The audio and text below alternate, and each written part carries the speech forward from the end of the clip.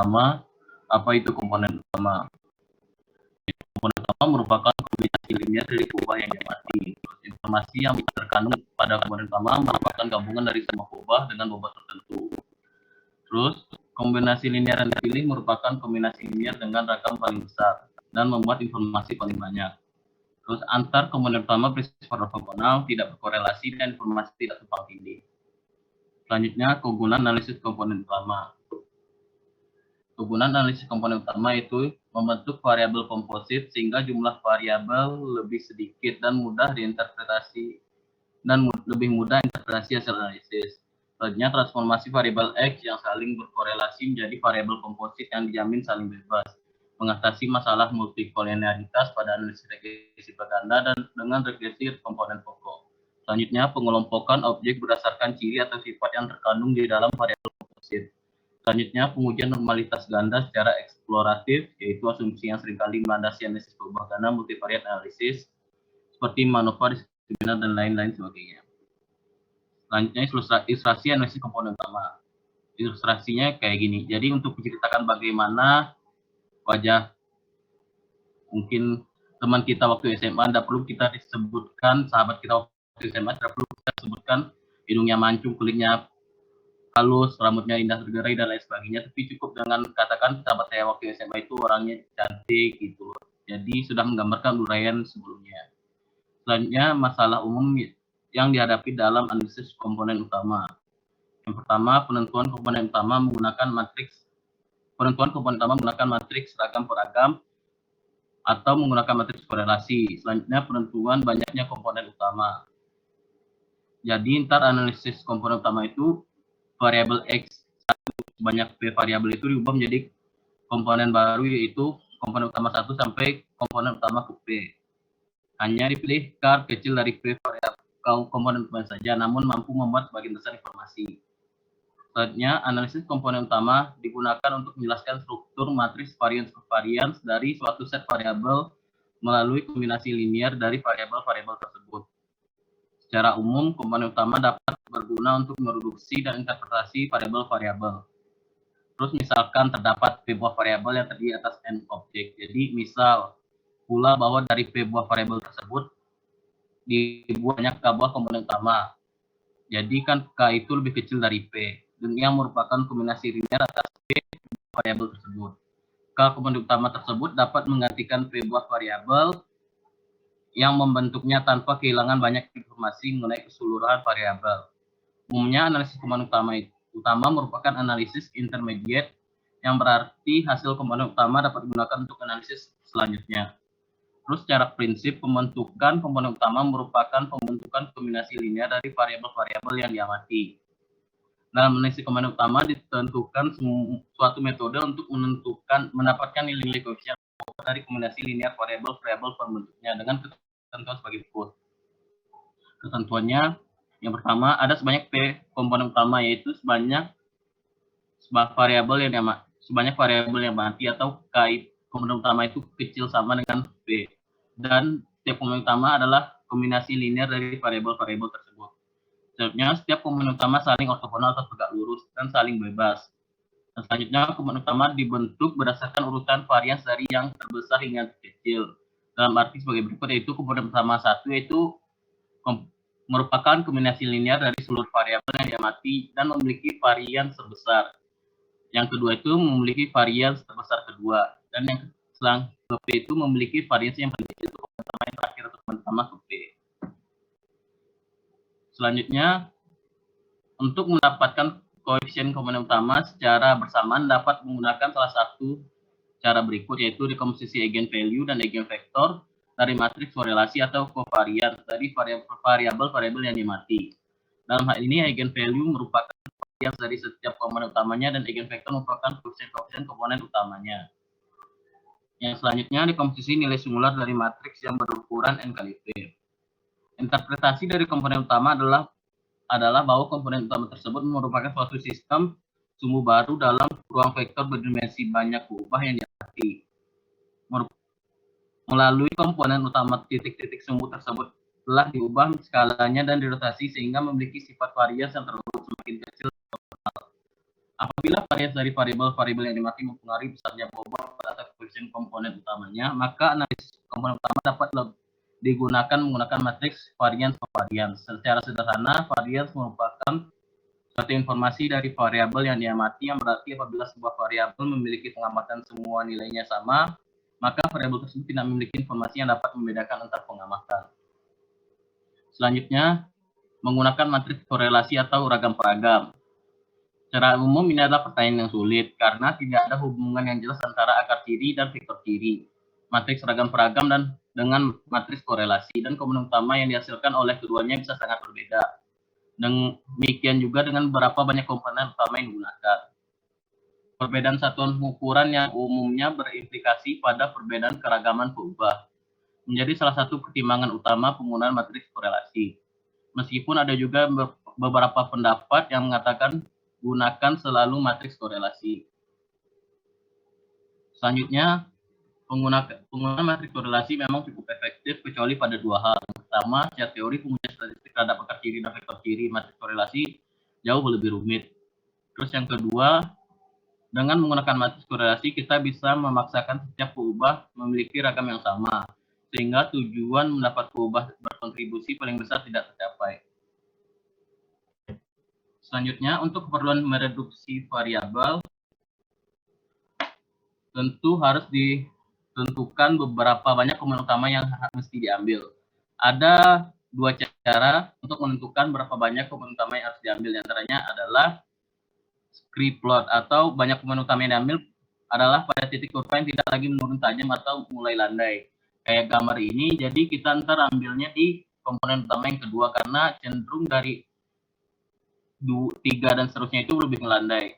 Terus yang selanjutnya menggunakan proporsi varians dan varians terhadap total varians. Jadi kita ngambil komputer namanya dari proporsi kumulatifnya. Jadi kayak dari 0,8, 0,9, 0,89, 0,94. Jadi kan itu udah cenderung landai juga, udah cenderung datar, udah cenderung kecil nilai proporsinya. Jadi kita ambil di kumulatif kedua juga. Jadi selanjutnya ada beberapa metode untuk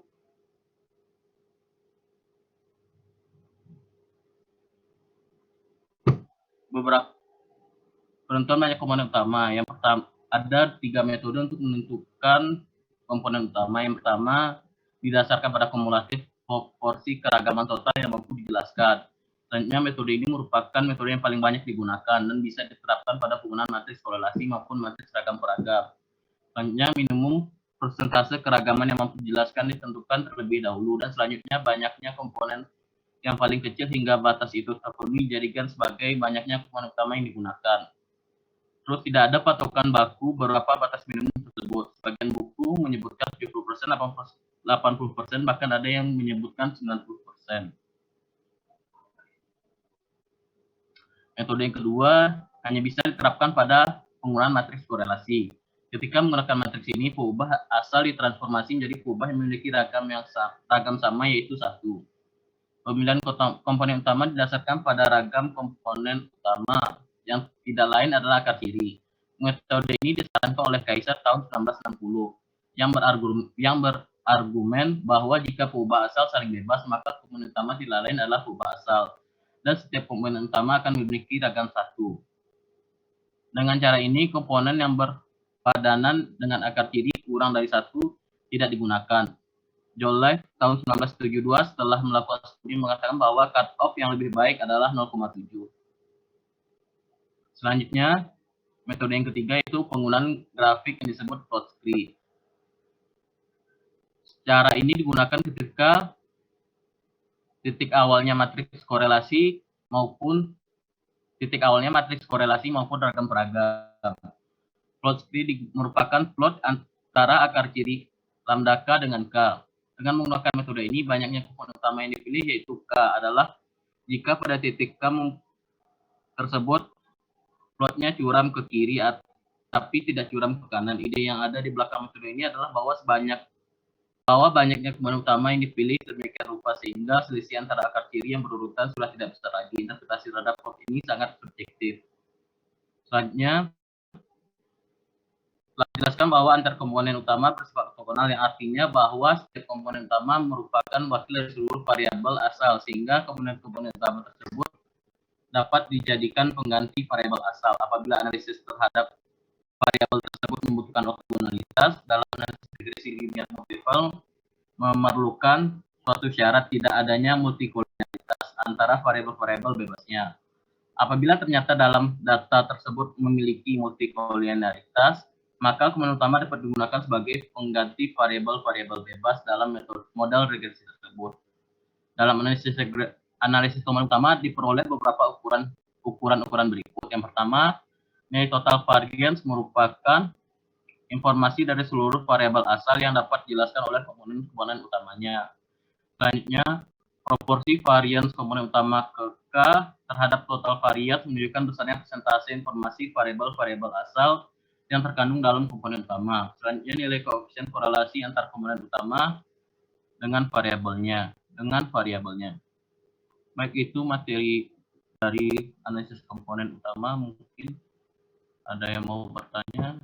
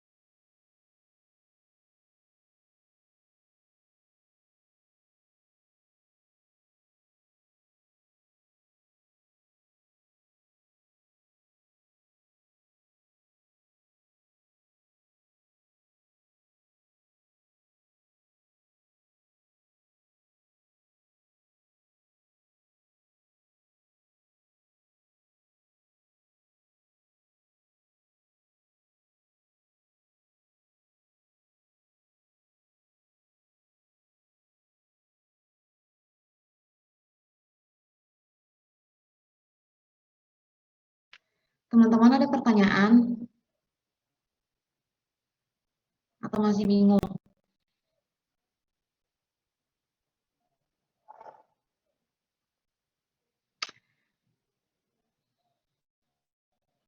Analisis PCA ini aku tambahin dikit ya. Analisis PCA ini tuh menurut aku masih sedikit gampang karena dia tuh hanya bentukannya itu pengelompokan. Dia tuh modelnya tuh mengelompokkan variabel dengan keragaman yang besar. Nah, keragamannya itu nanti kita peroleh dari yang namanya nilai eigen. Karena kalau di PCA ini itu yang berperan utama nantinya itu yang pertama, kita harus menentukan bahwa data kita itu bisa kita gunakan itu dari matriks korelasi atau ragam peragam.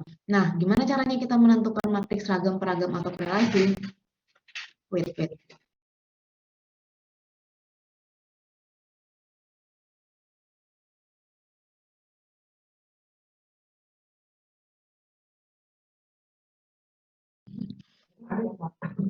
Nah, terus selesai itu, gimana cara kita menentukan dia itu matriks ragam peragam atau matriks korelasi? Yang pertama, sebenarnya kita bisa menggunakan kedua-duanya karena matriks ragam peragam itu merupakan matriks yang sudah dikorelasikan. Nanti bentuk akhirnya dari matriks ragam peragam itu adalah matriks korelasi.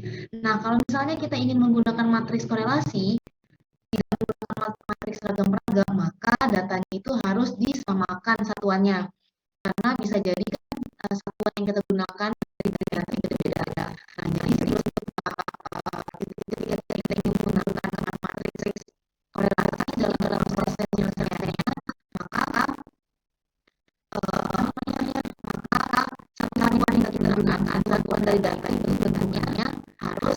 sama istilahnya itu di standarisasikan baru kita bisa lanjut ke step misalnya. Tapi kalau misalnya kita menggunakan korelasi memang bisa beragam, kita nggak perlu untuk melakukan standarisasi atau penyamaan satuan karena di dalam matriks beragam itu sudah ditransformasi atau distandarisasikan. Jadi kayak gitu. Nah, setelah itu baru teman-teman udah dapat matriks beragam ataupun matriks korelasinya. Nah, step selanjutnya yang teman-teman lakukan itu adalah mencari nilai eigen yang seperti aku yang jelasin di awal pertemuan. Nilai eigen kita dapatkan dari apa sih namanya mutlak dari matriks misalnya matriks A ya, mutlak dari matriks A dikurangi dari kali matriks di atas bisa dengan 0. Nah, itu cara mendapatkan nilai eigennya nanti itu. Nah, nilai matriks A itu nanti digunakan akan terganti menggunakan matriks korelasi atau matriks varian dari data yang digunakan. Nah, itu nanti akan muncul hasil dari apa tuh? Udah ketemu nih nilai eigennya. Nah, kita lihat ragam yang paling besar untuk kita gunakan sebagai samaan baru ataupun variabel baru karena pada dasarnya PCA itu kita mereduksi variabel yang semulanya itu misalnya kita punya 10 variabel asal nih. Nah, ketika kita PCA-kan maka bisa jadi variabel itu berkurang karena yang memenuhi syarat dalam pemilihannya itu tadi kan ada dua tuh yang dijelasin, ada yang menggunakan script plot sama ada menggunakan keragaman kayak gitu. Nanti tinggal teman-teman lihat kalau misalnya menggunakan keragaman, biasanya keragamannya itu dilihat 88%, baru bisa diambil variabel yang akan digunakan. Kayak gitu. Nah, dia variabel namanya materi PCA ini itu modelannya gimana ya? PCA ini itu yang aku jelasin di kemarin itu kan ada yang dependen sama independen. Nah, PCA itu masuk ke yang inter aku pada kemarin ada dua ya, dependen sama independensi. Aku guys lupa, kalau ada yang ingetin ya, tahu. Nah, itu kalau yang diskriminan kan masuknya itu yang dependen karena dia saling mempengaruhi. Tapi kalau analisis PCA ini tuh tidak saling mempengaruhi. Tidak, walaupun ada variabel Y, variabel X itu tidak akan saling mempengaruhi. Tidak ada variabel respon ataupun prediktor walaupun bentukan dari inisiasi dari variabel itu ada Y1, Y2, Y3 ataupun X1, X2, X3, dia tidak akan saling berhubungan ataupun saling mempengaruhi satu dengan yang lainnya. Kayak gitu sih untuk PCA-nya. Ada yang masih bingung datanya kayak gimana? Nggak apa-apa kalau masih bingung, iniin aja. Datanya kayak gimana, terus nanti hasil akhirnya kayak gimana gitu. Soalnya ini PCA kalau misalnya teman-teman pakai di apa namanya di PKL juga ini gampang sih, masih gampang.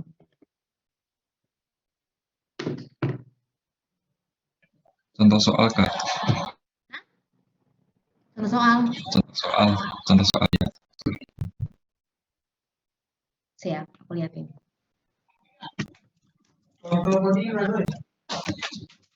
Cuma tahu kok dia nggak tahu soalnya gimana.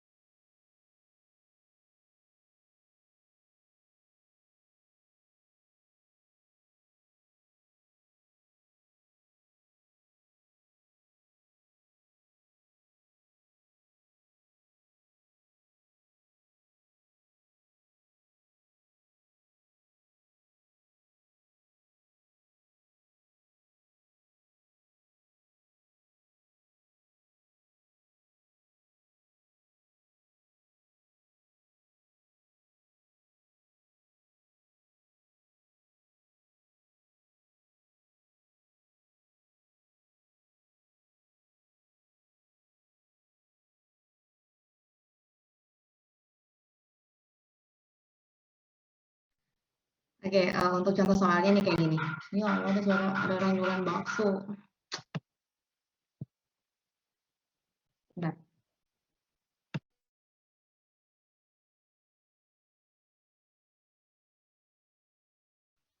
Nah, untuk contoh soalnya tuh kayak gini, analisis komponen utama dengan kombinasi, analisis dengan kombinasi bipotnya nih dihilangkan aja ya, pada data faktor tumbuh kembang balita. Jadi di sini itu memfaktorkan faktor tumbuh kembang balita itu menggunakan analisis komponen utama. Jadi ingin melihat, jadi mana sih faktor-faktor yang masuk ke dalam komponen 1, komponen 2, komponen 3, dan lain-lainnya. Nah, di sini itu tidak ada yang saling mempengaruhi, walaupun nanti kita pisahkan bahwa misalnya faktor perkembangan, kan tumbuh kembang balita kan ada pertumbuhan sama perkembangan tuh. Nah, kalau tumbuh bisa jadi kita menggunakan faktor pertumbuhan itu sebagai variabel Y, ataupun faktor perkembangan itu menggunakan inisial X. Nah, tapi mereka itu tidak akan saling nanti kesimpulan akhirnya itu tidak akan mempengaruhi, ataupun misalnya variabel X mempengaruhi variabel X variabel Y dipengaruhi oleh variabel X ataupun sebaliknya. Itu bukan kesimpulan yang akan dihasilkan oleh analisis komponen utama. Oke. Ini tadi yang aku bilang.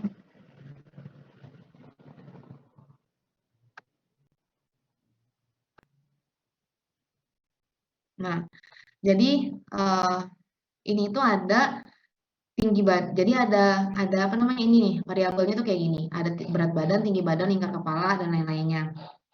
Ini merupakan apa namanya? Bentar. Nah, itu merupakan variabel yang digunakan. Nah, untuk variabelnya ini itu kita ingin mengetahui mana sih yang memiliki masuk ke dalam PCA1, PC2, PC3. Nah, yang pertama kita lakukan itu adalah tadi menggunakan matriks korelasi, menjadikan data tersebut matriks korelasi ataupun matriks varian ragam peragam. Nah, kayak gininya aku menggunakan matriks korelasi karena datanya beda kan, satuannya beda, jadi satuannya beda aku korelasikan karena biar dulu apa namanya, distandarisasikan dulu biar semuanya sama. Jadi setelah ini merupakan hasilnya. Nah, nilai eigen setelah itu kita cari nilai eigennya. Nah, ini yang aku bilang tadi, kita bisa melihat mana yang menjadi mana yang kita bisa lihat. Ini dipisah ya antara KU1 ini adalah artinya komponen 1, komponen 2, komponen 3, komponen 4, 5, 6, dan 7. Nah, 5 sampai 7 ini merupakan perkembangan, dan yang 1 sampai 4 ini pertumbuhan. Sebenarnya bisa-bisa aja sih digabung, cuman ini aku pisah. Nah, yang aku bilang tadi gimana caranya? Kan tadi ada 7 variabel nih, ada 7 variabel. Nah, sekarang dari cara ini cukup 2 variabel dari 4 variabel, kan aku pisah tuh ada 3, 4, dan 3. Ini adalah pertumbuhan, dan ini tuh adalah perkembangan. Jadi dari 4 variabel asli, nah dengan diubah komponennya ataupun menggunakan komponen utama, maka komponen variabel yang dihasilkan nanti itu cuma 2, yaitu komponen 1 dan komponen 2. Karena apa? Karena hasil dari proporsi akumulatif proporsi ragamnya itu sebesar 0,856. Nah, 0,856 ini tuh berarti informasi yang terdapat hanya dengan menggunakan 2 variabel baru atau komponen 1, komponen 2 sudah dapat menjelaskan informasi sebesar 85%, kayak gitu. Nah, kalau ini tuh dari variabel ke-5 sampai ke-7 itu bisa hanya dari 3 variabel kita bisa menggunakan 2 variabel saja, dan besarnya itu nah, dan cukup dari 3 variabel ini kita cuman bisa menggunakan 2 variabel saja untuk proses selanjutnya, karena informasi dengan menggunakan 2 variabel KU5 dan KU6 ini, informasi yang udah kita dapatkan itu sebesar 0,95, kayak gitu. Ini adalah cara satu yang dijelaskan tadi ya, dengan menggunakan proporsi ataupun kumulatif proporsi ragam. Nah, itu kalau proporsi kumulatif ini didapatkan dari ini ditambah ini. Proporsi KU1 ditambah proporsi KU2 itu jumlahnya. Nah, ini menggunakan, nah nanti tuh kalau misalnya pakai R tuh langsung gitu loh auto keluar kayak gini, terus semua langsung keluar. Nah, ini tuh hasilnya kalau menggunakan script plot. Nah, kalau script plot kan ngelihat tuh mana yang langsung bersifat landai. Nah, kita lihat tadi kan pada faktor yang pertama itu kan ada dua nih, ada dua, cuma dua doang nih yang kita pakai, faktor satu dan faktor 2 untuk yang pertumbuhan. Nah, kita lihat benar nggak sih untuk yang pertumbuhan itu eh, cuma dua faktor yang digunakan. Kita lihat dari kelandaian nih, dari kelandaiannya kan dua, dari satu ke apa sih, batang satu ke batang dua ini kan pas lanjut ke selanjutnya dia langsung landai gitu loh, dia langsung landai garisnya. Nah, sehingga faktor yang digunakan ini dua, yang di sini cuma dua. Nah, begitu juga dengan ini nih, yang kelihatan banget itu yang ini nih, yang kelihatan banget berarti di perkembangan usia 5 tahun ini kan dari batang satu ke batang dua, pas yang masuk yang ketiga dan keempat terus langsung landai gitu loh, langsung landai, sehingga kita cuma menggunakan dua variabel saja untuk analisis selanjutnya. Kalau misalnya teman-teman mau melanjutkan analisis komponen utama, jadi cukup dua saja yang bisa dijelaskan. Keberatan sih. Ya itu sih kalau misalnya dari cara apa namanya, cara penyelesaian matriks komponen utama. Yang pertama adalah nilai dikorelasikan atau menggunakan ragam varian. Terus yang kedua adalah mencari nilai eigen. Nah, setelah mendapatkan nilai eigen, kita bisa menentukan berapa jumlah variabel baru dari variabel asal. Pokoknya variabel barunya itu pasti lebih kecil daripada variabel asal. Bisa juga kita buktikan dengan visual, yaitu dengan grafik seperti ini, atau dengan cara menghitung proporsi. Nah, itu. Nah, untuk hasil akhirnya, itu tuh yang dibilang tadi, contoh tadi itu kayak cewek cantik yang hidung mancung, kulit halus, dan lain-lain. Nah, dia itu masuk ke komponen yang cantik, terus uh, terus cewek dengan langsung pipit, dengan apa sih, dengan ada gigi dan lain-lainnya ya, kan relatif ya. Nah, itu masuk ke cewek yang manis kayak gitu. Nah, kayak gitulah kurang lebih. Nanti dikelompokkan misalnya nih komponen 1, 2 itu masuk, ternyata dia itu adalah kelompok dari cewek cantik, di mana KU1 ini misalnya variabel 1 itu adalah uh, kita pakai variabel apa aja kali ya. Nah, ini variabel satu ini adalah berat badan, tinggi badan. Berarti ini otomatis aku kelompokin menjadi pertumbuhan tulang. Misalnya, dan selanjutnya ini adalah motorik kasar, motorik halus, maka dia ini masuk ke variabel kognitif. Nah, kita bikin sendiri variabelnya kayak gitu. Nanti variabel barunya itu kita yang bikin berdasarkan hasil ini kayak gitu. PCA-nya. Itu sih untuk PCA contohnya tadi, untuk datanya sama kayak biasa, yang intinya dia itu tidak saling, tidak ada variabel respon dan prediktor, intinya itu. Jadi 1 sampai 10 juga masih oke digunakan di sini.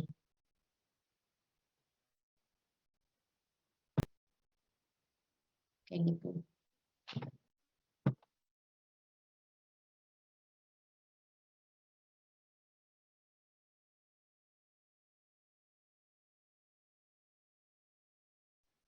Teman-teman udah nyampe sini materinya?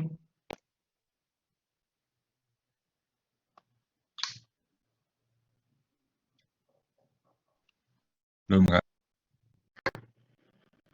Belum. Belum. Terus sampainya mana? Baru sampai mana? Diskriminan. Oh, diskriminan udah kita kemarin.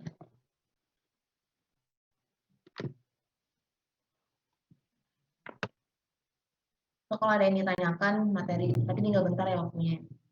Bisa tanya lewat chat ke kakak-kakaknya ataupun di Google Classroom. Biar sama-sama enak.